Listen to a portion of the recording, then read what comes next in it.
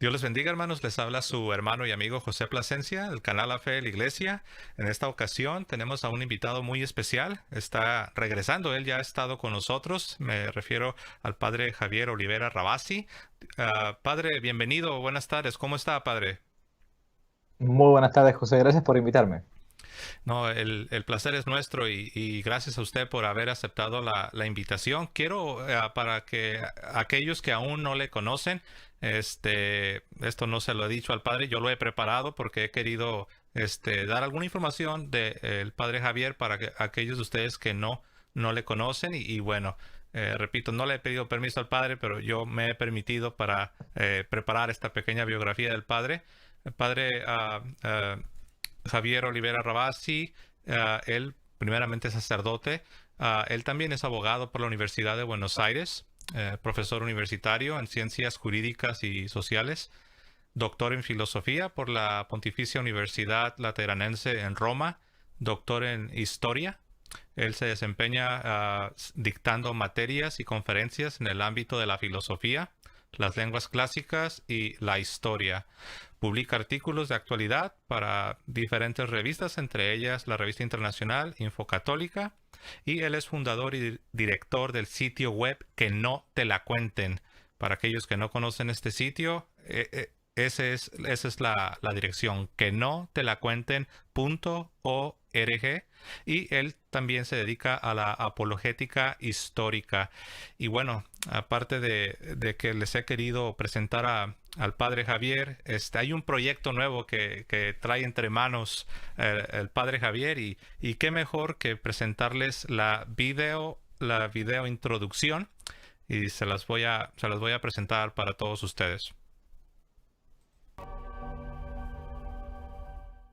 Queridos amigos de Que no te la cuenten, soy el padre Javier Olivera Rabasi y después de estos 6 arduos años de trabajo en nuestro sitio, comenzamos ahora una nueva etapa. Los cursos Que no te la cuenten.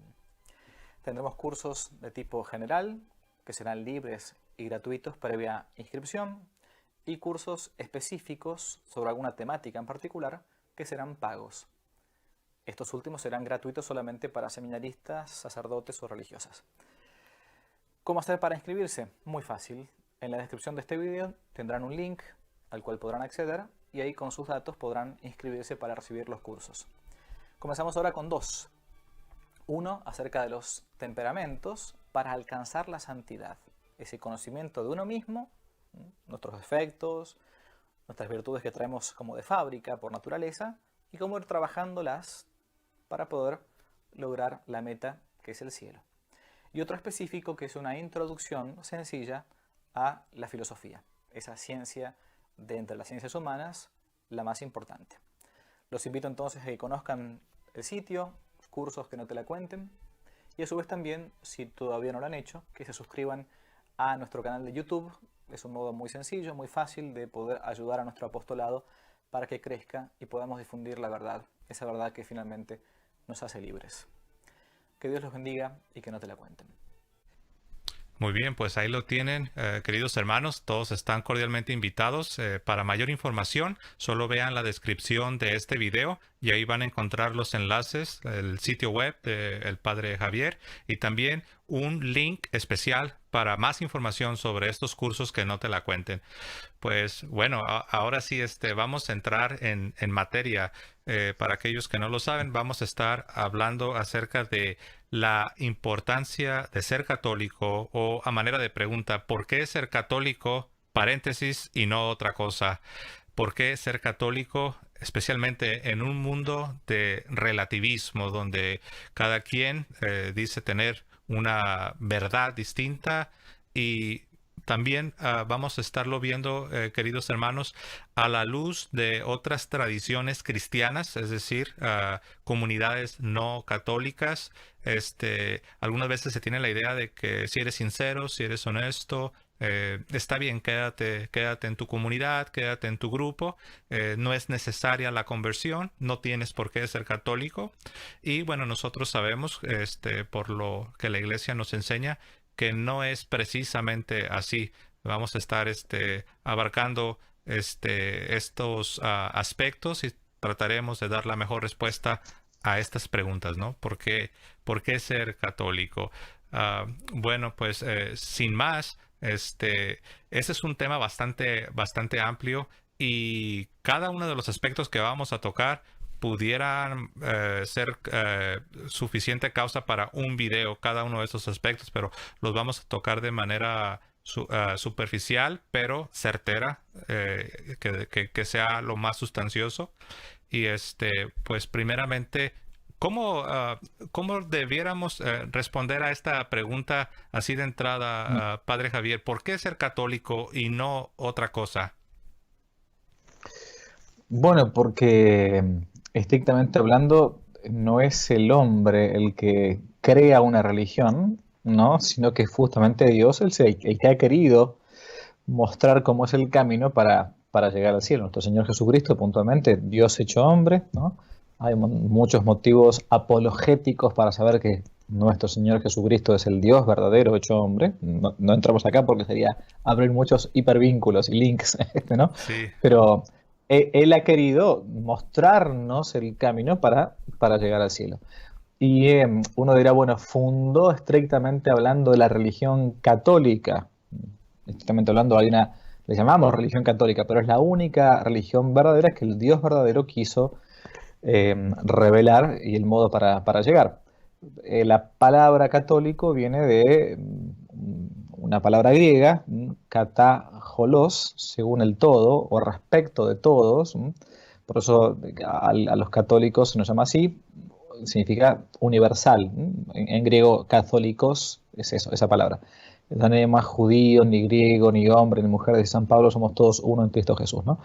Y uno dice, bueno, ¿y por qué ser católico para llegar al cielo? Porque es el modo ordinario, el modo normal que ha dispuesto Dios nuestro Señor, con los medios ordinarios, que son los sacramentos, que ha dejado también nuestro Señor Jesucristo, para poder alcanzar la vida eterna. Ese es el modo ordinario, el modo, digamos, normal. Después podremos hablar de modos extraordinarios, con que Dios nuestro Señor, que es Padre misericordioso, se esfuerza hasta lo último para que intentemos salvarnos, digamos, ¿no? Pero el modo ordinario es por medio de, como dice nuestro Señor, si me amarais, cumpliríais mis mandamientos. No solamente los mandamientos de la ley antigua, los famosos 10 mandamientos, que si uno se los pone a pensar, yo siempre le digo a los jóvenes, cuando empiezan con la época de la adolescencia, ¿no? A discutir, bueno, ¿por qué esto? ¿Por qué esto? En realidad, ¿por qué esto significa por qué el sexto mandamiento? En la adolescencia es el tema de la pureza, el gran problema. Y uno les empieza a decir, bueno, vamos a pensar, analicemos, razonemos. ¿Te gusta que te mientan? No. Entonces hay un mandamiento, mira, no hay que mentir. ¿Te gusta que te roben? No. Entonces, mira qué casualidad, hay un mandamiento que dice no robar. ¿Te gustaría que te maten sin ningún tipo de justificativo? ¿No? No, entonces fíjate qué casualidad, a Dios se le ocurrió un mandamiento que es no matar.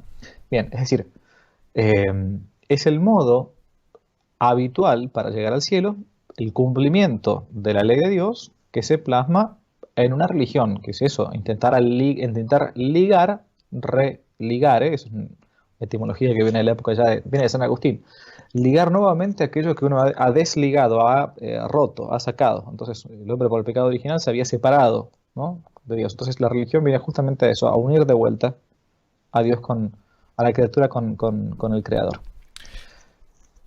Sí, de hecho, ahora que lo escucho, padre, aquí yo tengo un par de notas a manera de prefacio, quizás Mm. adelantándome a lo que nuestros queridos amigos no católicos pudieran estar pensando, y quiero dejarlo, claro para todos ustedes, amigos que nos escuchan. El tema que estamos tratando no es para afirmar que el ser católico en sí mismo, es decir, en el sentido cultural, nominal, en otras palabras, católico no practicante, y yo creo que ustedes y Mm. todos nosotros conocemos a muchas personas que son Mm. católicos, y lo son, pero no son practicantes. Es lo que comúnmente les llamaríamos católicos nominales o culturales. Entonces, no estamos diciendo que el ser católico en sí mismo, sin la necesidad de practicar, de vivir la fe, sea suficiente. Y esto lo digo porque, bueno, este canal es frecuentado por personas que son creyentes en Cristo, pero no pertenecen a la Iglesia Católica.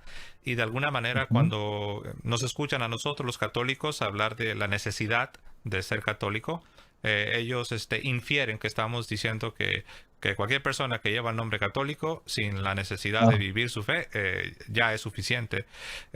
Para nosotros los católicos queda sentado que no es así, ¿no? Pero para mm, nuestros queridos amigos que nos escuchan, solo aclarando las posibles dudas, también para todos ustedes que nos están escuchando que quizás no son católicos, quiero decir que nuestro tema del día de hoy no es para negar o para afirmar que las personas o los cristianos, los creyentes no católicos, no es para decir que ellos no son sinceros o no son honestos, mm, no. de ninguna manera. Una persona en otra tradición, llámese, no sé, luterano, anglicano, presbiteriano, puede ser una persona sincera, honesta, una persona íntegra, pero aún así eso no elimina la realidad de que Cristo verdaderamente ha fundado una sola iglesia Mm, histórica y visible. mm, Por otro lado, queridos amigos, lo que sí vamos a estar afirmando es la necesidad de que toda persona reciba el Evangelio tal y como ha sido entregado por el Señor Jesucristo y como ha sido custodiado por la Iglesia Católica a través de los ya casi 20 siglos. Solamente quise compartir esto con ustedes para de alguna manera mm, limpiar el camino, ¿no? Y no se vaya a pensar por nuestros queridos amigos no católicos que estamos afirmando alguna de estas cosas. Y esto va aunado a lo que usted nos decía, Padre Javier, ¿no? ¿Por qué ser católico, no? Y como usted bien lo ha mencionado, esa es la manera ordinaria que, que Cristo ha establecido. Y aquí es donde entra la siguiente pregunta, Padre. Este, mm, bueno, ya vimos entonces el origen del catolicismo está en Cristo. Ha sido nuestro Señor quien ha entregado la fe católica, es decir, el catolicismo. Um, Padre, cuando hablamos de la catolicidad de la fe cristiana, exactamente a qué nos estamos refiriendo, sobre todo a la luz de algunas ideas que pudieran tener algunas personas, ¿no? Algunos, cuando escuchan católico, inmediatamente relacionan la palabra con alguna, no sé, alguna leyenda negra, la fundó mm, Constantino, esto es de los mm, romanos, pero en mm. sí, ¿qué es? Cuando hablamos de que la fe es católica, ¿qué es Bien. la catolicidad, Padre? Bueno, el origen etimológico de la palabra, dijimos, si uno quisiera poner un sinónimo a catolicidad, debería decir universalidad, ¿no? Y quizás, porque claro, la palabra católico hoy por hoy tiene está cargada de muchísimo contenido, como recién decías, ¿no? Pero lo que intenta explicar con esta palabra es simplemente eso, que es para todos. Y uno se preguntará, ¿de dónde viene esto? Bueno, entonces hay que hacer necesariamente un poco de historia. Cuando conocemos por la revelación, el Antiguo Testamento, el pueblo de Israel es el pueblo elegido por parte de Dios de todos los pueblos y razas de la tierra para depositar en él todas las promesas, ¿no? He hecho una alianza con mi pueblo, tú serás mi pueblo, yo seré tu Dios, ¿no? Sin embargo, ese depositar en todo Israel las promesas hacía y hace, después de la venida del Mesías, que ese pueblo se sienta como encerrado en sí mismo. De hecho, habitualmente uno puede encontrarse un evangélico que va a tocar la puerta de la casa, un mormón que va a tocar la puerta de la casa, pero extrañamente uno se encuentra con alguna vez un judío que va a tocar la puerta de la casa para hacer, entre comillas, proselitismo, apostolado, digamos, ¿no? Ok, a partir de la venida de nuestro Señor Jesucristo y a partir del texto del Evangelio en Marcos 16, entre otros, más allá de toda la enseñanza de nuestro Señor, incluso que no está escrita, como dice San Juan al final de su Evangelio en los textos evangélicos, eh, la, la, vida la vida en Dios, en el Dios verdadero, ya no se acota puramente al ámbito judaico, a lo que llamamos las sinagogas, ¿no? Sino que al contrario, nuestro Señor nos manda a todo el mundo, por eso todo cristiano verdadero tiene que tener ese celo apostólico, ¿no? Eso de intentar que todo el mundo conozca al Creador, porque no es un consejo evangélico, es un mandato. Ir por todo el mundo, y no es para los curas, o para los que no son curas, o para las mujeres, o para los hombres, o para todo el mundo. O sea, ir por todo el mundo, anunciar el Evangelio, el que crea y se bautice se salvará, el que no se condenará.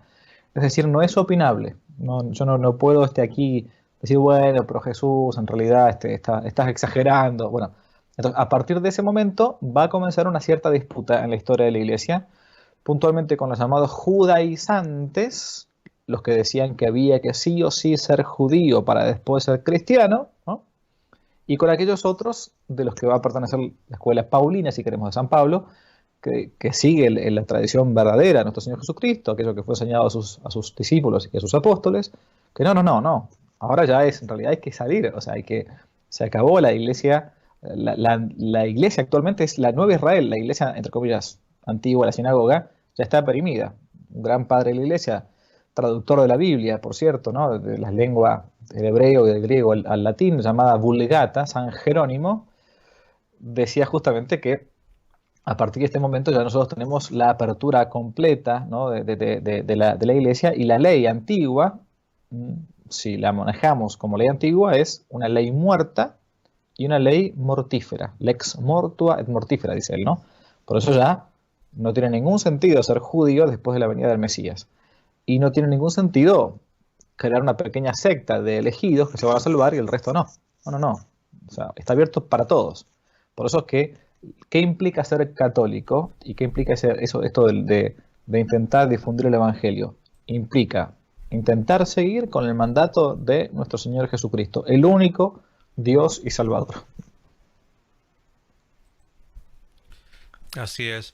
Una de las preguntas que quizás muchos me hacen después, particularmente después de que yo les explico a qué nos referimos con que la fe es católica, la fe cristiana es católica, la catolicidad de la fe, donde veo que tienen incluso más problemas para digerir, es cuando llegamos a la parte de Iglesia Católica Romana. Y constantemente me machacan mucho este punto. ¿Por qué romana? ¿Qué pudiera usted, padre, comentar sobre esta? Bueno, Uh-huh. de hecho, cuando es un tema interesante, ¿no? La Iglesia en el credo a partir de Nicea y sobre todo el niceno constantinopolitano, el credo de Nicea y de Constantinopla juntos, decimos que la Iglesia es credo in ecclesiam unam, santa, catholicam et apostolicam. Es decir, una santa católica y apostólica. No decimos una santa católica apostólica romana, ¿no? Ok, entonces es una objeción interesante y es válida colocar esa objeción. Con la ruptura, la dolorosísima ruptura, porque recordemos, ¿no?, que durante 1500 años la Iglesia, mal que mal, con sus divisiones, que siempre las ha habido, ¿no? Mal que mal se mantenía unida. Pero a partir de la revolución de Martín Lutero, que era un sacerdote católico, esto hay que decirlo siempre, ¿no? Sacerdote católico y a su vez religioso, era monje agustino, comienza a verse con mayor necesidad, para distinguir bien los términos, a explicar quiénes estaban con el Papa, sea cual fuera el Papa de turno, y quienes se habían separado de ese tronco, digamos, ¿no? Por eso es que cuando decimos católica, apostólica, romana, queremos decir que aquellos que se toman en serio aquel primado de Mateo 16:16, ¿no? Tú eres Pedro, sobre esta piedra edificaré mi iglesia. Entonces, bueno, permanecen con lo santo que pueda ser el Papa de turno o con lo pecador y desastroso que pueda ser el Papa de turno, no importa. Pero la iglesia no es anárquica, es jerárquica. Así como el cielo no es anárquico, el cielo es una monarquía, no es una democracia. Entonces, bueno, hay un Dios, y después están los ángeles, y después están los hombres, y en fin, ¿no? Entonces, cuando se habla de romana, es justamente eso, que uno está aferrado a aquel primado de Pedro, el primer apóstol papa, que a su vez tiene una sucesión en la historia hasta el día de hoy.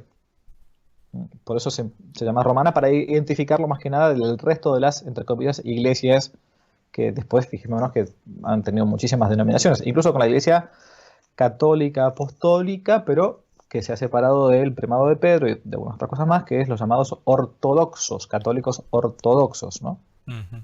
De hecho, es curioso que mencione esto al final de su respuesta, porque precisamente es la siguiente pregunta, la pregunta que venía. ¿Qué de los Sí. ortodoxos? Porque casi en ese orden cronológico, la siguiente pregunta que viene casi es esa. ¿Y qué de los ortodoxos? Mm. Cuando, sobre todo a la luz de la afirmación que la iglesia que Cristo ha fundado es la iglesia católica, a la luz de esta afirmación, ¿dónde quedarían los ortodoxos? Bueno, por eso es cuando se habla de los, cuando nosotros hablamos, al menos desde la iglesia, de los, entre comillas, denominaciones cristianas, se hacen muchas salvedades. Habitualmente se dicen son protestantes, aquellos que se han separado de la iglesia católica, apostólica, romana, habitualmente a partir de Lutero o de Enrique VIII en Inglaterra, ¿no? ¿No? Y que con el tiempo han ido perdiendo aquello que es valiosísimo, que es uno de los que son, que es el medio ordinario de alcanzar la santidad, que dejada por nuestro Señor Jesucristo, practicada por la iglesia primitiva, por los primeros padres de la iglesia, los padres apostólicos del siglo I y II, los discípulos de los apóstoles, que son los sacramentos, ¿no? No es una mera figura el pan eucarístico, sino que es el verdadero cuerpo, alma, sangre y divinidad de nuestro Señor, la confesión, el sacramento de la confesión, en fin. Y entonces decimos protestantes, aquellos que sean evangélicos, testigos de Jehová, mormones, anglicanos, pentecostales, etc. Y llamamos católicos ortodoxos, no porque tengan ortodoxa en griego significa recto, como ortografía, ¿no? Recta escritura. Ortodoxo, doxa es la doctrina, digámosle, ¿no? Católicos ortodoxos son aquellos que se han separado del primado de Pedro, ¿no? Los rusos, los griegos, no digo todos, pero gran parte de la iglesia ortodoxa rusa, de los griegos, el mundo bizantino por general, y que no siguen, entre otras cosas, el primado de Pedro, no mantienen todos los sacramentos, igual que un católico apostólico romano, pero no mantienen el primado de Pedro, entre otras cosas. Después tienen algunos detalles más respecto de la procedencia del Espíritu Santo o no del Padre y del Hijo, respecto de, bueno, temas morales, si uno se puede casar o no de vuelta, si puede divorciar o no, en fin, algunos temas que sería un poco más largo explicar. Pero en lo esencial, ellos tienen sacramentos. Es más, si un católico, apostólico romano, en un momento de no tiene dónde confesarse, podría hasta confesarse con un sacerdote católico ortodoxo, porque mantienen la sucesión de los obispos, ¿no? Del orden sagrado y a su vez después del sacerdocio. Por eso hay una sucesión del sacerdocio ministerial y del episcopado, cosa que no ha mantenido muchísimas o casi todas, diría, las, y entre comillas, iglesias cristianas protestantes. Ujú. Muy interesante. Algunos, precisamente, ¿no?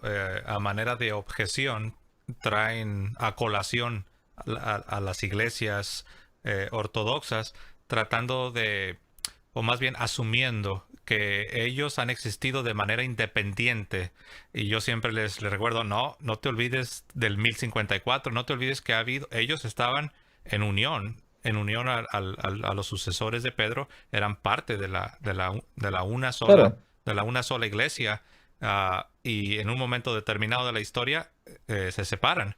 Pero algunos no consideran este aspecto, sino que ellos en su mente dicen, bueno, ellos son antiquísimos, ellos vienen desde tiempos apostólicos, pero se imaginan que ellos han existido por el primer claro. milenio de manera independiente, como que sí, No, de no, manera paralela, compitiendo contra la Iglesia claro. Católica, y no es así.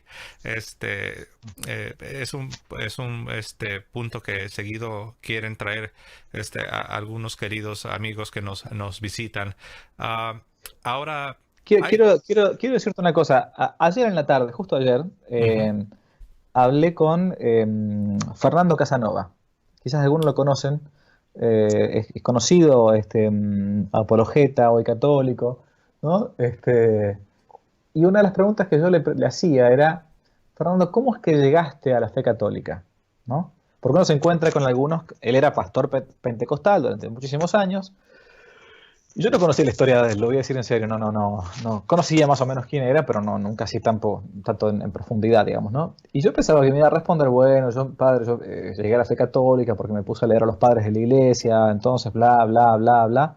Y él me dijo una cosa interesantísima, me dijo, no, yo llegué a la fe católica porque a mí me obsesionaba un tema, que era el tema de la unidad de la iglesia. O sea, si Cristo había fundado una iglesia o había fundado muchísimas denominaciones cristianas. Entonces a mí me preocupaba eso. He rezado, ¿no?, para que sean uno, dice nuestro Señor, ¿no? Entonces, bueno, tiene que haber de todas, tiene que haber una que sea la verdadera, ¿no? Entonces a él lo obsesionó ese tema, la unidad de la iglesia. No puede haber muchas, ¿no? Porque si yo tengo muchas, me he casado con mi mujer y me ponen a varias que son parecidas, ¿no? Bueno, por más que me gusten todas, pero hay una que debe ser la mía, o sea, no me quedan opciones. Entonces, una debe ser la verdadera. O sea, si una es la verdadera, entonces las otras son falsas. No hay muchas vueltas que darle. Entonces, a él lo obsesionaba justamente esto. Bueno, a ver, ¿cuál es la iglesia que fundó nuestro Señor Jesucristo? El Salvador de los hombres. Y a partir de esa pregunta llegó la Iglesia Católica con todas las fallas que tiene y que tenemos, y en primer lugar los curas, que somos un desastre, por eso lo sabemos. Este, cuando él me contó que quiso entrar a la Iglesia Católica, le pasó como muchos protestantes que quieren entrar a la Iglesia Católica, que fue a ver un cura, vaya a saber qué cura, X, y el cura le dijo, no, no pasa nada, es lo mismo ser católico que ser pentecostal, Dios te quiere igual, todas esas barbaridades que una vez escucha, ¿no? de hecho, ese era mi siguiente punto. Parece que tal vez me está leyendo los pensamientos, padre. No. Yo he escuchado no de uno, de varios conversos a la fe católica, que en Mm. su proceso de búsqueda, en su proceso de discernir si verdaderamente la Iglesia Católica es quien dice ser, la Iglesia de Cristo, se han acercado a algunos ministros, algunos sacerdotes católicos para, pues, pedir más información, para tener un diálogo. Y esa ha sido la respuesta que algunos han recibido. Así, directamente les han dicho algunos sacerdotes, no hay necesidad de convertirte. Tú eres cristiano, eres sincero, eres honesto, tú estás sirviendo en tu comunidad. Eso es suficiente. En otras palabras, eh, ¿cómo podemos entender eso, Padre Javier? ¿Por qué es que ciertos sacerdotes están operando bajo ese paradigma, esa forma de pensar, ¿no? Mm. ¿Cuál será la Bueno, causa? Ujú. sí, en gran parte porque han recibido una formación decadente, muy mala, que viene siendo la norma, lamentablemente, en los últimos años, en los llamados seminarios, ¿no? Por las dudas, aquellos que no sean católicos, un seminario es donde un aspirante a sacerdote católico va a estudiar habitualmente entre 7 y entre 6 y 10 años de su vida, más o menos, depende la edad, en fin, depende del seminario, y allí estudia las materias principales, ¿no?, para acceder al sacerdocio. Después, si lo ven digno del orden sagrado, lo terminan ordenando sacerdote. Y en muchos seminarios el nivel no es bueno, no se siguen los documentos de la iglesia muchas veces, o se siguen documentos contrarios a la iglesia, o o en el mejor de los casos no se lee nada. Entonces, el padre Castellani, un gran sacerdote argentino, jesuita, gran teólogo, decía que ya en su época, en 1960, por ahí, los chicos no iban a un seminario, sino que iban a un semi-asnario. Imagínense la época en la que estábamos, ¿no? Wow. Entonces, donde se estudiaba. Sí, sí, sí. El padre Castellani es el que está en este cuadro que está acá, por las dudas, ahí atrás mío. Oh, ok. Leonardo Castellani. Y entonces hay una falsa concepción de la misericordia, del amor de Dios, y mezclado con una teología progresista, modernista, que dice, bueno, que no es necesario convertirse, que Dios es un Padre bueno, estoy haciendo la mímica de ellos, ¿no? Ujú. La teatralización. Dios es un Padre bueno, que te quiere tanto, que entonces no necesitan, te quiere como sos, no importa, no hace falta que uno se convierta en nada. Él es nuestro papá, entonces siempre nos va a querer, por más que es como el padre de la parábola de San Lucas, el hijo pródigo, que va a venir y él va a salir al encuentro, entonces no importa qué es lo que uno piense, qué es lo que uno haga, todos nos vamos al cielo, independientemente de lo que hagamos y en lo que creamos. Y entonces, bueno, es lo que vienen recibiendo en los seminarios, y lo estoy diciendo con la mejor, quizás con la mejor de las intenciones lo hacen, porque han recibido eso como formación. Entonces no hay un afán apostólico, no hay un afán apologético, muchas veces hay una especie de aburguesamiento en algunos sacerdotes, no digo en todos, en algunos, ¿no? Hay santos sacerdotes, claramente, ¿no? Y entonces, bueno, se quedan con eso y muchas veces, porque tampoco sabrían qué cosa responderle a una persona cristiana, protestante, que viene a plantearle algunas dudas. Bueno, tú conoces el caso de aquí que Leonardo Abdala, un joven que yo lo conocí porque había ido a más de un sacerdote aquí en Argentina, por lo menos dos, y le habían dicho que no hacía falta que hiciera sacerdote. Y finalmente me llegó a mí por tu intermedio y bastó una conversación de 1 hora y media más o menos para que él dijera, pero yo no soy Santo Tomás de Aquino, tampoco soy Einstein, digamos, no hace falta, no soy un genio, conozco mis límites, ¿no? Pero más o menos conozco la doctrina católica, la Biblia, no hacía falta ser no sé, San Justino para intentar hacer un poco de apologética con él, digamos, ¿no? Bueno, en parte creo que es eso, hay una mala formación, una mala concepción de lo que es la conversión, de una mala concepción de lo que es la proposición de la fe. Nadie impone la fe, ¿no? San Agustín decía que la fe no se impone, sino que se propone. Y si el terreno, como la parábola, está abonado, sale el sol, se riega, el sembrador siembra, pero debe sembrar, ¿no? No sé qué haya de cierto, padre. Tal vez usted conozca un poco más, pero yo he escuchado que en, en iba a decir en tiempos de antaño, pero no sé si a lo mejor no sea, quizás no hace mucho, que en los seminarios donde se formaba a los sacerdotes, hace muchos años parte de su formación, aparte de la teología, la filosofía, también era la apologética, es decir, el dar Claro, respuesta fundamentada de el pues por qué. claro. Pero escuché que eso No, exi- gradualmente se fue desapareciendo. no existe más la apologética. En los seminarios no existe, salvo en honrosos seminarios, ¿no? Que más que apologética le llaman de otro modo teología fundamental o algo así, creo que es. En algunos buenos, capaz que le llamarán así, apologética simplemente, porque apologética es un verbo de vuelta, siempre volvemos a los griegos. Apologumai es defender, ¿no? Una apología es una defensa de algo, la apología del delito, por ejemplo, la apología de Sócrates, la defensa de Sócrates antes de que lo maten para tomar la cicuta. La apologética es la defensa de la fe, ¿no? Y eso lamentablemente se ha perdido. Y cuando uno no defiende, es porque no ama.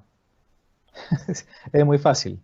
Si yo no, si entran a mi casa y quieren maltratar y violentar a mi madre, y yo no la defiendo, por más que sean 3 ladrones, 5, 20, lo que sea, aunque me maten, entonces yo no amo a mi madre. Y si yo no defiendo a mi fe, es porque no la amo. Si no defiendo a mi iglesia es porque no la quiero. Eh, entonces se ha perdido en gran parte la apologética. Claro, no lo van a decir así de modo abierto, pero en gran parte es porque no se, no se, no se entiende que es un modo elemental de mostrar el amor hacia la fe o hacia la Santa Madre Iglesia, ¿no? Entonces, cualquiera que viene me cita un par de textos evangélicos hilados, ¿no?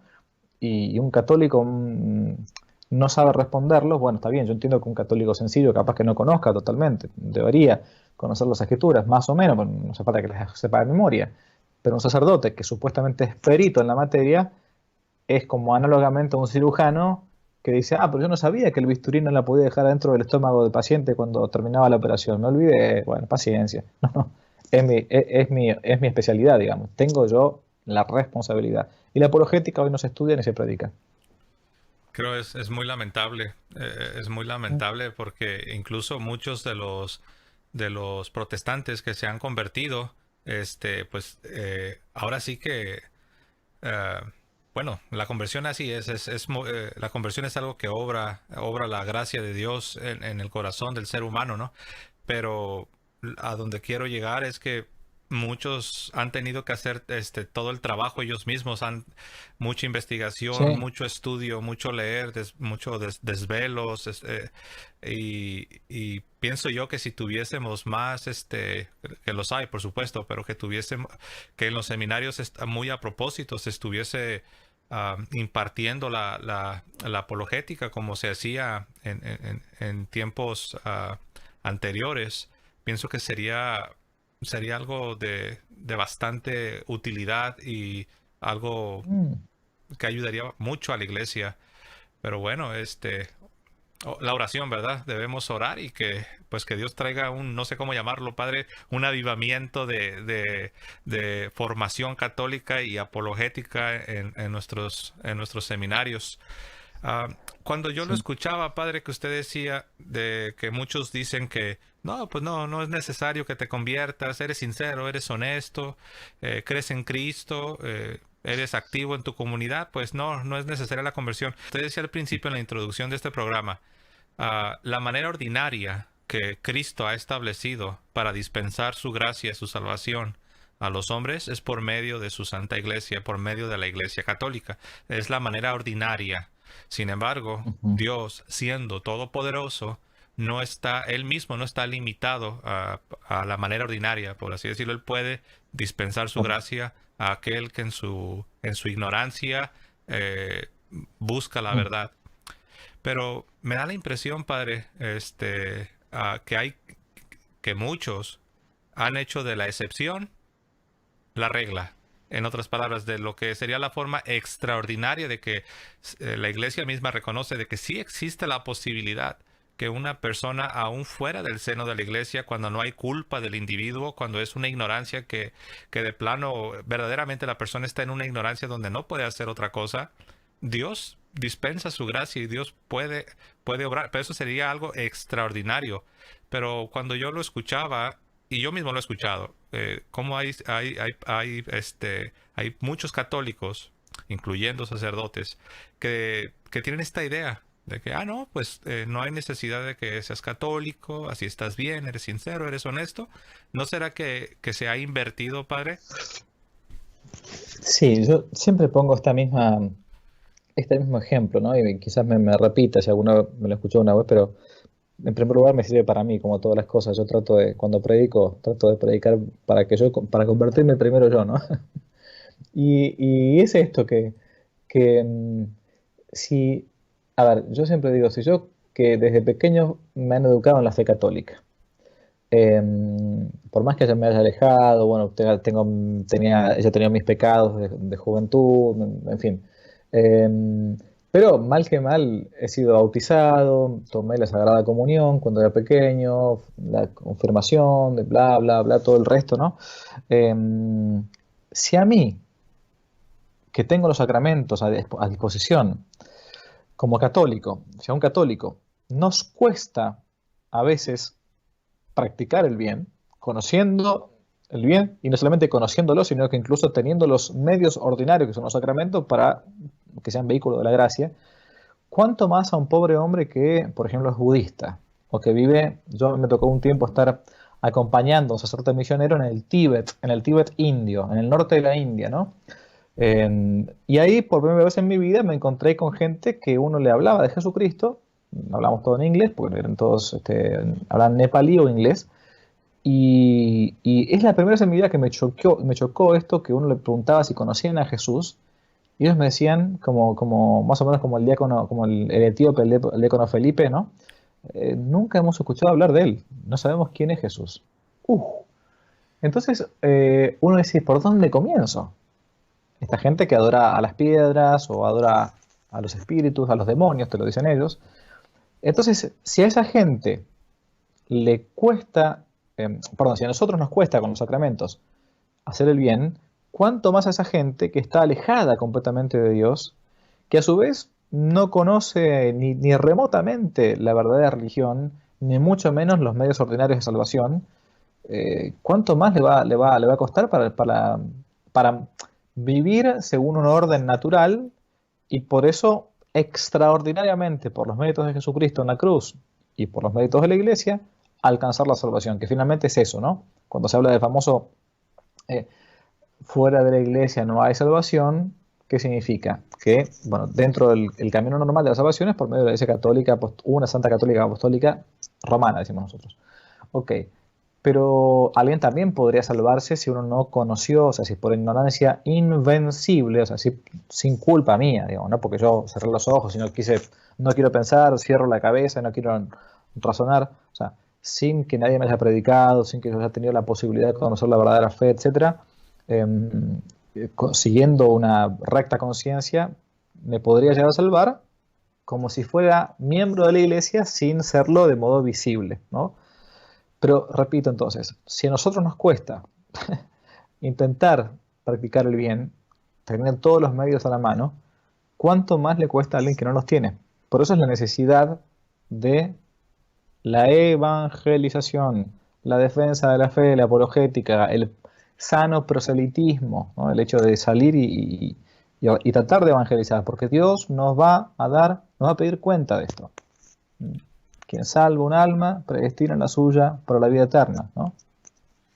Y este último punto, padre, que ha tocado, la necesidad de evangelizar, de predicar a, a Cristo y toda su doctrina, ah, también está conectado, ¿no? Con esto que estamos hablando, am, donde muchos creen que porque existe, y vuelvo e insisto, ¿no? Mm.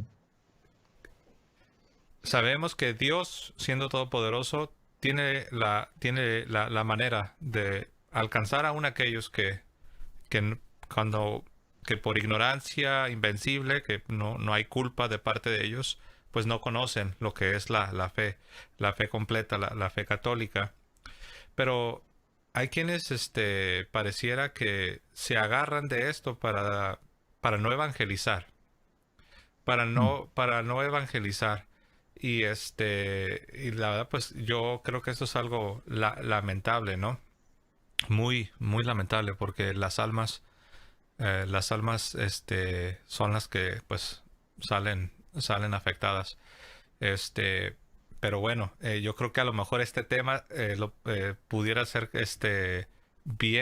pudiera ser un video completo, ¿no? La necesidad de evangelizar, pero Mm. bueno, no puedo evitar unir, porque estamos hablando de la necesidad de ser católico, la importancia de ser católico, y, y pues ahí entra también no solo la apologética, que es una herramienta de de evangelización, sino la evangelización misma, ¿no? Tengo Mm. una pregunta, y es una pregunta que me la han formulado de diferentes maneras, pero básicamente la pregunta es esta: ¿por qué no es suficiente ser, ¿por qué no es suficiente ser un protestante si soy sincero, si soy honesto, leo la Biblia? Por qué no es suficiente? ¿Por qué, por qué es que debo convertirme o volver, por decirlo así? Yo sé que hay quienes nunca han estado en la Iglesia Católica, pero bueno, al final del día, todas las tradiciones cristianas no católicas en algún momento salieron de la Iglesia. Entonces, pero muchos sí tienen esa pregunta, muchos incluso, a mí me lo han manifestado, padre, me han dicho, se incomodan bastante cuando yo les hablo de la necesidad de, de volver a la iglesia, de ser católicos. Tienen esta pregunta muy presente. ¿Por qué? ¿Por qué? O sea, casi como que creen que es una arrogancia de parte del católico sugerir que ellos, aunque son sinceros, son Mm. honestos, deben, con todo, deben convertirse, deben ser católicos. ¿Cuál sería la respuesta? ¿Por qué no es suficiente? Bien, esto es sin ánimo de ofender a nadie, ¿no? En absoluto. Voy a responder con, con un ejemplo sencillo. Es como tener es como tener a disposición una Ferrari Testarossa y querer andar en un Fiat 1500, digamos, ¿no? Eh, ¿Por qué? Bueno, en primer lugar, porque por una cuestión natural del hombre, la búsqueda de la verdad. Yo no puedo negar la verdad voluntariamente y que eso no tenga consecuencias en mí. Entonces, una persona que no conoce la verdad completa, pudiéndola conocer como nuestro intelecto está hecho para la verdad, si tiene alguna pequeña duda de alguna cosa, debe intentar procurar sacárselas, ¿no? Alcanzar esa verdad. Entonces, un protestante, si algún hermano protestante ahora está viendo este tema, esto, y quiero que simplemente preguntar lo siguiente. A ver, bueno, hagamos de cuenta, los sacerdotes somos un desastre, todo, en fin, la iglesia ha sido un desastre toda la vida, es un invento de Constantino, bla, bla, todo lo que uno puede encontrar en cualquier página protestante habitual. Ok, entonces, mi pregunta es, a ver, y pongo la pregunta, ¿alguna vez has leído en tu vida cómo vivían y qué decían escribiendo? Está todo, hoy están disponibles en internet gratuitamente, uno puede leerlo perfectamente. Los primeros cristianos o los primeros padres de la iglesia, llamados padres apostólicos, discípulos directos de los apóstoles, ¿no? ¿Cómo vivían su fe? Te aseguro, te prometo, doy mi palabra que te asombraría si te pusieses a leer a un San Justino, ¿m? O la Didaché, ¿no? O San Clemente Romano. Los primeros padres. Hay muchas cosas que tú, que eres un hermano protestante, no estás creyendo lo mismo que crean aquellos. Interesante eso. No, ellos, al menos uno va a decir, yo no creo en lo mismo que creían los primeros discípulos de los apóstoles, los más cercanos, ¿no? Entonces, si se me puso esa duda en el intelecto y yo no voy a buscar la respuesta, entonces comienzo a tener una cierta ignorancia que es vencible, no que es invencible. Yo no sé nada, ¿no? Una cosa es ser un menonita, estar metido en medio de un campo y que escuché solamente esa campana toda mi vida y de nada. Y otra cosa distinta es, bueno, hoy tengo medios para poder conocer. Entonces, ¿por qué? En primer lugar, porque hay un derecho y un deseo natural del hombre de alcanzar la verdad, que solamente la verdad me hace libre. Y no una verdad parcial, sino una verdad completa. Entonces, una persona que se mantiene voluntariamente con alguna duda real, positiva en su alma respecto de su religión protestante y no intenta evacuar esa duda seriamente, con honestidad intelectual, sin buscar justificar su propia creencia, ¿no?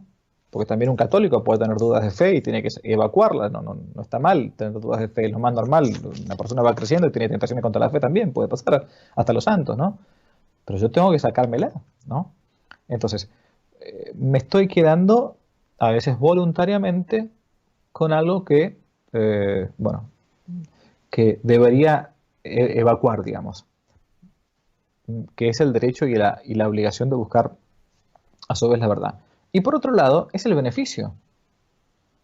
Me estoy privando de los tesoros más grandes que Dios nuestro Señor nos ha dejado. Eh, Es decir, hay muchísimas verdades que una persona protestante posee. Y yo muchas veces admiro. Por ejemplo, esto que hablábamos antes. Normalmente, en los últimos años, un protestante es a veces digo, más comprometido en su fe que varios católicos y que más de un cura, ¿eh? Y que públicamente se muestran como protestantes y no tienen miedo. O sea, ¿por qué? Bueno, pero eso porque ha decaído bastante la apostolicidad de la iglesia o de los católicos, quiero decir, ¿no? Es decir, yo siempre he jurado como molesto con esta frase de que muchos protestantes en realidad son católicos estafados, ¿no? Porque se encontraban como estafados en la fe católica. El sacerdote en la iglesia hablaba siempre de los pobres o del amor, y nada del evangelio ni nada. Entonces se cansaron y fueron al pastor protestante que le hablaba, al menos le hablaba del evangelio, digamos, ¿no? Pero le falta todo ese tesoro gigantesco, ¿no? Que es el medio habitual de santificación, que son los sacramentos, ¿no? O que son algunos misterios de nuestra redención, ¿no? Y nos hemos quedado con pequeñas objeciones. No, la Virgen María no puede ser virgen porque tuvo más hijos, fíjate lo que dice el Evangelio.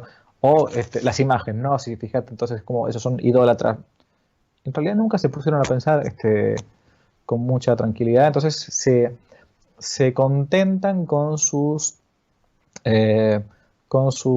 objeciones ya, digamos, 1000 veces respondidas, porque en eso están 1000 veces respondidas. Y bueno, eso es la verdad. Entonces, el segundo, privarse de la riqueza. Y por último, que también puede existir, por cierto, ¿no? Que para algunos puede ser más cómodo. Yo he conocido una vez un pastor, yo personalmente he conocido un pastor protestante,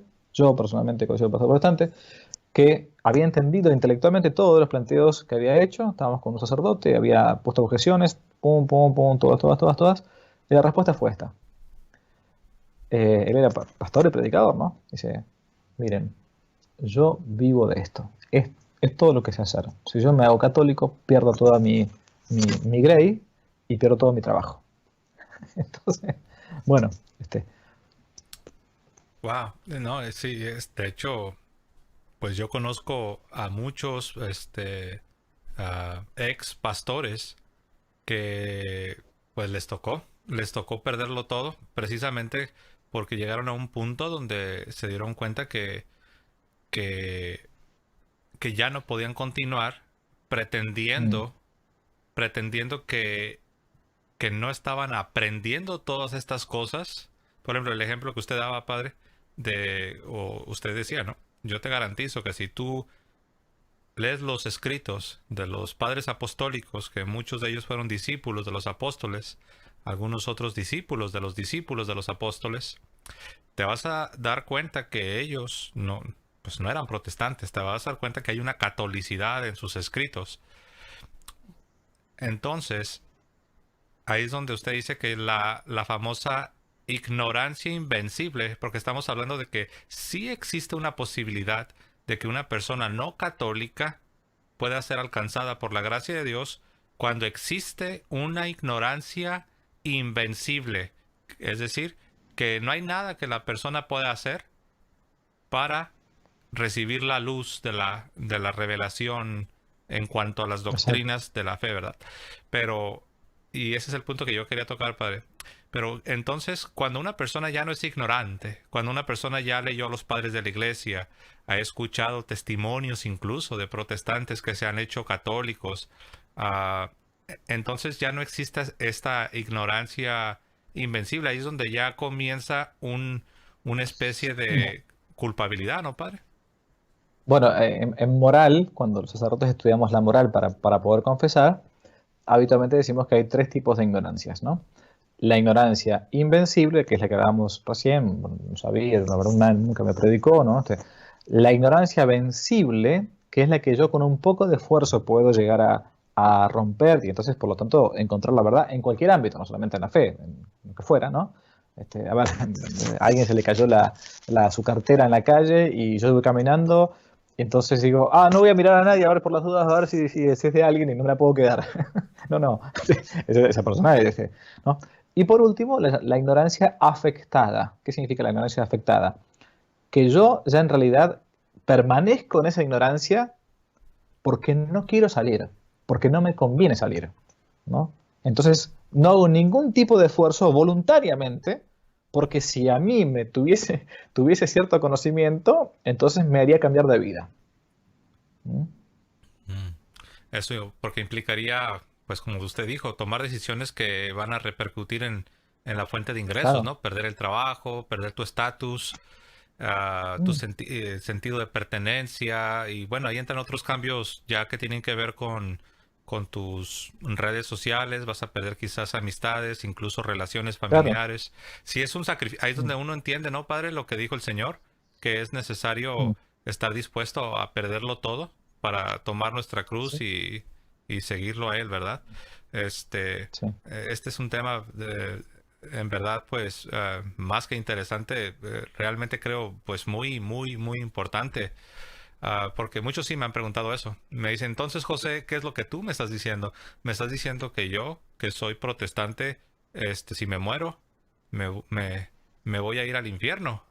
Y yo siempre respondo, eso depende. Y Mm, se hace un silencio, ¿no? ¿Depende de qué? Digo, depende de cuál ha sido tu respuesta a la luz que Dios te ha mostrado. Si tú has mm, estado escuchando mis videos o testimonios o has estado escuchando enseñanza católica, no sé, algunos padres, y tú has llegado a un momento donde Dios te ha mostrado ciertas verdades, entonces tu responsabilidad es responder a esa luz que Dios te está mostrando. Ahora, si tú decides de manera voluntaria, a propósito, dar la espalda y vivir pretendiendo que nada te fue revelado, que nada te fue mostrado, ahí es donde estás poniendo ya tu alma en peligro, porque estás de manera eh, determinada, a propósito, estás dando la espalda a aquello que Dios te ha mostrado, ¿no? Y mm. bueno, quizás esta sea la razón más poderosa de por qué es que un protestante debería asegurarse de que lo que la iglesia enseña acerca de sí misma es o no es la verdad. Claro. No podemos, como usted dijo, ¿no? No puedo ver algo y simplemente tapar mis ojos y Mm, decir, no, no lo voy a ver, no lo voy a ver, porque entonces mm, estamos obrando irresponsablemente, ¿no? mm. Wow, no, yo creo que como lo dije al principio, cada una de estas preguntas que estamos, haciendo y tratando de dar respuesta, sería el motivo de un video completo, ¿no? De un programa completo, pero yo sé que el tiempo siempre apremia, ah, y bueno, aquí yo tenía una pregunta, pero en la realidad, padre, con los comentarios que usted ha hecho, se ha respondido. La siguiente era la pregunta, ¿qué de los que nacieron y murieron? Y me enfoco mucho, como Mm. habrá notado, me enfoco mucho en los protestantes, que es con los que más trabajo, es con las personas que más interactúo. ¿Qué de los que nacieron y murieron protestantes sin haber comprendido su necesidad de estar en el seno de la iglesia? La otra pregunta ligada a esta es, ¿existe la posibilidad de salvación para ellos? Pero bueno, yo creo que ha sido respondida, ¿no? Sí, Sí lo existe hemos la respondido. posibilidad, ¿no? Pero eh, eso ya quedaría al juicio divino, ¿no? Este, Mm. sin mencionar que la iglesia no emite juicios quién ya está en el infierno o quién ya está en o sea, al morir una persona, la iglesia no dice tú sí, tú no, tú sí, tú no. Este, Para nada. Ujú. Mm, Bueno, padre, hay algo que usted quisiera, estas son las preguntas que yo tenía preparadas, repito, yo mm. sé que quizás los que nos están escuchando y que están trabajando en la enseñanza, en la catequesis, quizás en la apologética, estoy seguro que de cada punto que hemos tratado seguramente se quedaron con ganas de más, pero bueno, quizás en otra ocasión podemos tratar más a profundidad un tema a la vez. Pero, padre, ¿hay algo que usted quiera, no sé, algún pensamiento que quiera que nos quede bien, bien claro en la mente? Sí, sí, yo creo que el Señor me pide esto, ¿no? Decir esto. Eh, el, el intelecto, o sea, la inteligencia humana, está hecha para alcanzar la verdad. ¿Mm? Todo hombre naturalmente desea saber, decía un filósofo que era Aristóteles, y nosotros nos damos cuenta porque a nadie le gusta que le mientan, ¿no? Y cuando entendemos algo, claro, esto es así, claro, esto es así. Entonces, nuestro intelecto reposa, ¿no? en la verdad, ¿no? Y nuestra voluntad busca el bien, ¿no? O aquello que parece un bien, ¿no? Puede ser el bien tanto dar de comer al hambriento, un bien, ¿no? Como también podría ser un bien que cree que es un bien alguien que se termina emborrachando, ¿no? O suicidando, ¿no? Él busca, él cree estar, porque es un bien para él terminar con su vida, es un bien para él drogarse, es un bien para él emborracharse. Okay. equivocado, pero está buscando lo que para él considera el bien. O sea, nuestro intelecto busca la verdad y nuestra voluntad busca el bien. Por lo tanto, el hombre se planifica, se hace pleno en la búsqueda de la verdad y en la práctica del bien.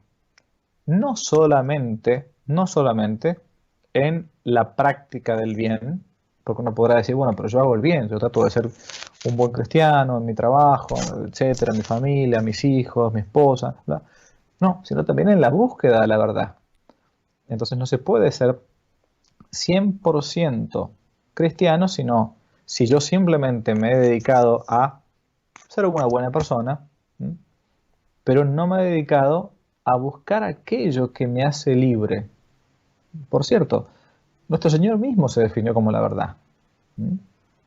Y nos dijo que solamente Él mismo, que es la verdad, nos libera. Yo no puedo cerrar los ojos y no querer descubrir, a pesar de que las consecuencias que se vengan sean fuertes. Seguramente a un hermano protestante que de las trabas más grandes que pueda encontrar para adelantar en la búsqueda de la verdad, a ver dónde estoy parado, qué debería yo pensar o leer, se encuentra en esto que hablábamos antes, las relaciones, mi familia, mis amigos, ¿no? Nuestro Señor lo dice muy claro, ¿no? O sea, el que ama a su propia vida más que a mí no es digno de mí. El que ama a su padre o a su madre no es digno de mí. Y entonces Dios no defrauda, no va a dejar solo, ¿no? Es más, al contrario, probablemente después haga de nosotros, si damos ese paso, lo que Él promete, ¿no? Luz del mundo y sal de esta tierra. Yo, todos los que he conocido como protestantes, que después han o bien regresado a la Iglesia Católica, o bien nunca la habían conocido, entonces se hicieron católicos, entonces conocieron la verdad completa, son unos apóstoles, pero geniales, geniales. Yo los envidio y les siento una sana envidia, digamos, ¿no? Por ellos. Porque es así, ¿no? Dijeron, bueno, me queda poco tiempo, la vida es corta, bueno, el resto del tiempo que me queda es como el tesoro escondido del Evangelio, ¿no? Quiero mostrárselo a todo el mundo, venga, mira, acá encontré un tesoro, ¿no? Eso. Es cierto. Por último, Padre Javier, porque nos hemos enfocado en los que están fuera del seno de la iglesia y que deben volver, que deben venir a la iglesia. Pero, Padre, un pensamiento final, porque últimamente he estado recibiendo comentarios, preguntas, ya no de protestantes, sino de algunos católicos que están, ¿cuál sería la palabra? Quizás un poco conmovidos por diferentes Mm, cosas que escuchan suceder en el seno de la iglesia. Ah, mm, y dicen, yo soy católico 100%, nací católico y me voy primero, con la gracia de Dios, me voy a morir católico. Am, pero han hecho comentarios mostrando desilusión. ¿Qué podemos, qué se le puede decir a estos católicos que escuchan, este, no sé, escándalos, malas noticias, cosas que suceden en la iglesia que quizás los están sacudiendo y se preguntan qué está pasando? bien. Am, Entiendo así el planteo. Bueno, mm, uno no es necio y lee las noticias y sabe lo que está pasando. Que uno a veces no se ponga a hablar todo el tiempo de las cosas negativas no es porque uno no vea la realidad, sino porque uno trata de, entre todo la barca que se está, como decía Benedicto XVI, que es la iglesia parece ser una barca que hace agua por los cuatro costados, ¿no? Y a veces parece ser más que un barco, un submarino, digamos, ¿no? Que ya está. Entonces, uno dice, bueno, y a ver, que veo escándalos, veo confusión, veo división, veo que un obispo dice una cosa, otro dice otra, veo que este papa dice una cosa, este otro. Entonces, ¿qué está pasando? Entonces, cuando uno se encuentra con esta dificultad real, ¿no? Lo que tiene que saber es que hay una promesa de nuestro Señor Jesucristo de indefectibilidad, ¿no? Yo estaré con vosotros hasta el fin del mundo, o sea, hasta el fin de los días. Entonces, la iglesia va a permanecer, va a permanecer. Lo que no significa que toda la gente de la iglesia sea fiel a eso. A ver, si uno de los 12 lo traicionó a nuestro Señor, que fue Judas, que a su vez era obispo, digamos, había estado a la última cena y los traicionó ahí nomás. O sea, bueno, esto está en el programa, digamos, ¿no? Y en el catecismo de la Iglesia Católica también se habla de esto, de las crisis que ha tenido la Iglesia a lo largo de su historia y también la que tendrá al final de sus días, al final de los tiempos, ¿no? Con lo que se llama una apostasía, que es dejar de lado voluntariamente la fe verdadera. El mundo católico de los últimos tiempos, dice el Catecismo de la Iglesia Católica, va en gran parte a apostatar de la verdad. Por eso dice nuestro Señor que cuando venga el Hijo del Hombre, ¿encontrará fe en la tierra? ¿No? Es una pregunta así retórica, pero significa que va a haber más bien poca fe. Bueno, ¿qué hacer uno cuando hay crisis? Yo no estoy diciendo que estos sean los últimos tiempos, no lo sé. O sea, quizás sí o quizás no lo sé. Hay muchos signos extraños, pero también hubo momentos de la Iglesia o de la historia de la Iglesia que uno puede conocer que también parecía que estábamos ya al borde del abismo, digamos, ¿no? Bueno, pero tenemos dos opciones acá. La opción de irse a un búnker y encerrarse bajo tierra como si en un búnker no me fuera a tocar el fin del mundo, digamos, ¿no?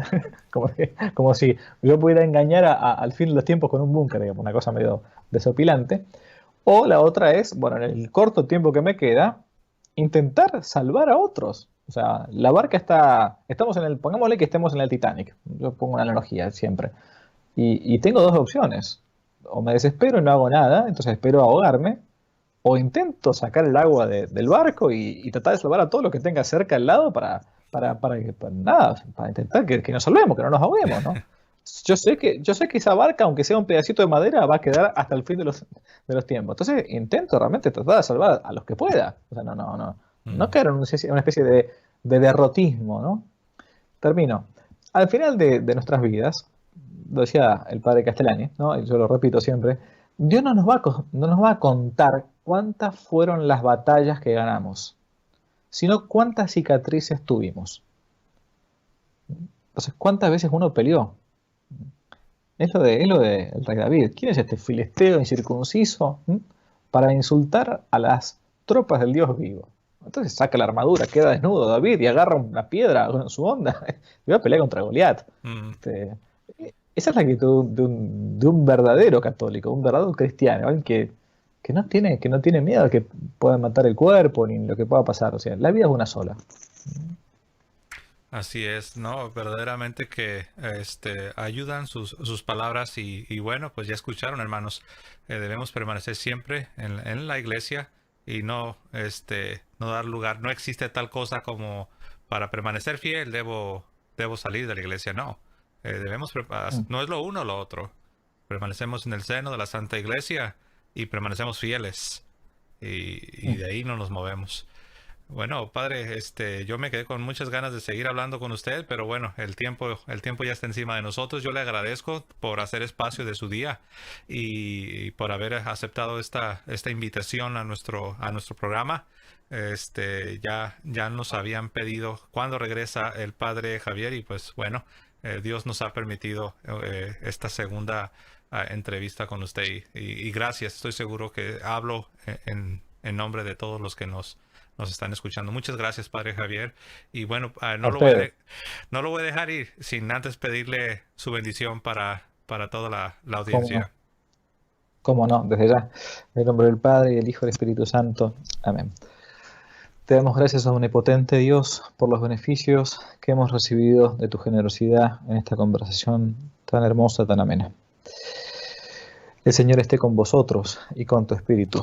Os bendiga Dios Todopoderoso, el Padre, el Hijo y el Espíritu Santo. Amén. Amén. Muchas gracias, José. Un gusto, un placer. Gracias de nuevo. Y como siempre, nos despedimos diciendo que viva Cristo Rey y que viva Santa María siempre Virgen. Hasta luego. Que vivan, que vivan. Amén.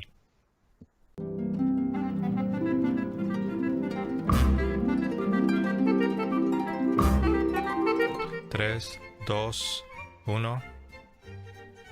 Dios les bendiga. Perdón, estoy nervioso, padre. Con nadie me pongo nervioso, pero con usted sí me pongo nervioso. Me está jorobando, por Dios. Nervioso ya estar en el juicio, el día del juicio. Sí, ¿verdad? 3, 2, 1. Ok, vamos ahí. Vamos a hacer los bloopers que le dicen en inglés, ¿no? Los errores y todo. Sí, no te pasa. Ok, ahí vamos. 3, 2, 1.